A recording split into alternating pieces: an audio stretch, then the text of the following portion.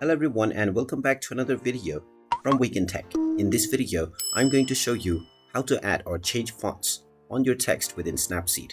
So let's get started right away. First of all, open up the Snapseed application on your device and you can tap on the plus icon from the homepage to open up an image from your gallery. Once you open your desired image to edit, you will be taken into the Styles menu. Now in order to enter any text, you will need to tap on the Tools option and then scroll down, from which you will see text. Go ahead and tap on it and now you will see the text option. You can double tap in order to enter your desired text and you will see the text box where you can enter your text and tap on the OK button. Once you have entered your desired text, you can change your font or style by tapping on the options at the bottom right alongside the tick mark. You will now see various different styles of text, including the fonts as well as the designs.